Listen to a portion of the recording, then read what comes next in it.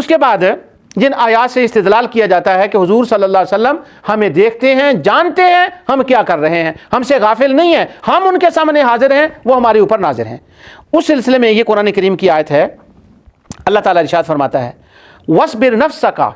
مَعَ الَّذِينَ يَدْعُونَ رَبَّهُمْ بِالْغَدَاةِ وَالْعَشِيِّ يُرِيدُونَ وَجْهَهُ۔ اللہ تعالیٰ فرماتا ہے کہ اے میرے حبیب صلی اللہ علیہ وسلم، اپنے آپ کو جوڑ رکھ ان لوگوں سے، کن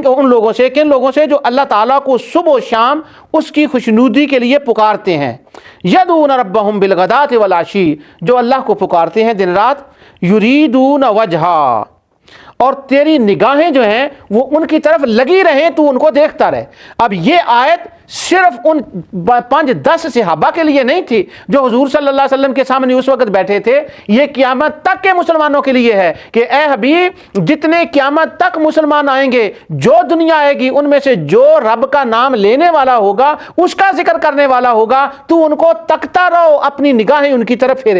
رکھ۔ تو جب ہم ذکر کرتے ہیں، نماز پڑھتے ہیں، تو اس کا معنی اس آیت کا تقاضا ہے کہ مصطفیٰ کی نگاہ ہمارے اوپر ہوتی ہے، ہم آپ کی بارگاہ میں حاضر ہوتے ہیں، آپ جب نگاہ فرماتے ہیں تو وہ ناظر ہوتے ہیں۔ یہاں پر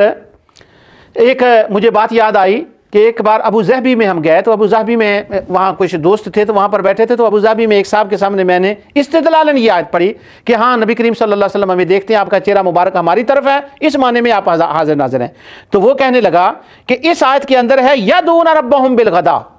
کہ جو لوگ اللہ کو پکارتے ہیں تو ان کی طرف نگاہ رکھ۔ تو وہ کہنے لگا امریکہ میں، برطانیہ میں، آسٹریلیا میں تو بہت لوگ وہ ہیں جو اللہ کو نہیں پکارتے، تو کیا حضور صلی اللہ علیہ وسلم پھر ان کو تو نہ دیکھتے ہوئے، تو لہٰذا نبی کریم صلی اللہ علیہ وسلم کی ان کی طرف تو نگاہ نہ ہوئی، تو حاضر ناظر نہ ہوئے۔ تو میں نے ان سے عرض کیا کہ دنیا کے اندر کوئی ایسی جگہ نہیں جہاں اللہ کو یاد کرنے والے، اللہ کو پکارنے والے موجود نہ ہوں۔ اگر انسان وہاں نہ ہوں تو وہاں اللہ کی ان لیونگ مخلوقات خدا کو پکارنے والی موجود ہوتی ہے۔ تو جو بھی اللہ کو پکارتا ہے، مصطفیٰ کی نگاہ ان کی طرف ہوتی ہے، تو اللہ تعالیٰ ان کا مشاہدہ فرماتا ہے۔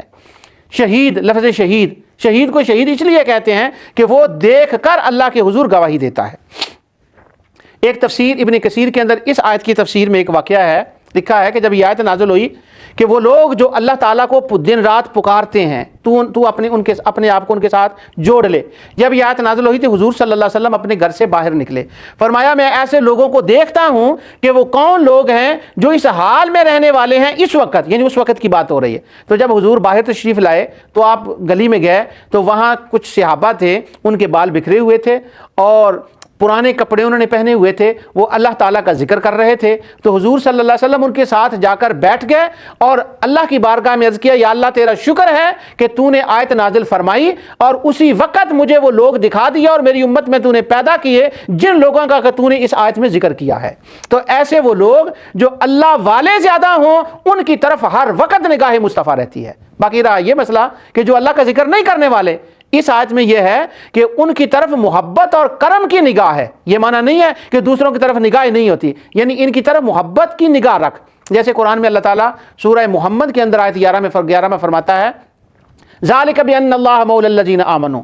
اللہ تو مولا ہے مومنین کا، وان الکافرین لا مولا لہم، اور اللہ کافروں کا مولا نہیں ہے۔ اب بتائیں، اللہ کافروں کا بھی مولا ہے اور مومنوں کا بھی مولا ہے، لیکن کتنی کلیئرلی اللہ نے فرما دیا ذالک بان اللہ مولی الذین آمنوا وان الکافرین لا مولا لہم، وہ کافروں کا مولا نہیں ہے۔ اس کا مطلب یہ نہیں کہ وہ ان کا مالک نہیں ہے، ان کا مولا نہیں ہے، نہیں، وہ ان کا مولا ہے، پر معنی اس کا یہ ہے کہ وہ کرم نوازی جو مومنوں کی طرف فرماتا ہے، اس کرم نوازی سے وہ ان کا مولا نہیں ہے۔ تو یدعون ربہم بالغداۃ والعشی یریدون وجہہ، اے میرے حبیب تو ان کی طرف نگاہ رکھ جو پکارنے والے ہیں۔ معنی یہ ہے کہ تو ان کی طرف محبت سے دیکھ، اور جو پکارنے والے نہیں ہیں ان کی طرف دیکھ تو صحیح مگر محبت سے نہیں۔ جیسے میں ان کا مولا ہوں تو ہوں، مولا تو ہوں، لیکن محبت والا مولا نہیں ہوں، کرم نوازیوں والا مولا نہیں ہوں کہ وہ کرم نوازیاں ان کو دنیا میں بھی دوں اور آخرت میں دوں، اس معنی میں ان کا مولا نہیں ہوں۔ تو ابو ظبی میں جب میں نے ان کو ذالک بان اللہ مولی الذین آمنوا وان الکافرین لا مولا لہم کی آیت تلاوت کی تو وہ کہنے لگے ہاں یہ بات کچھ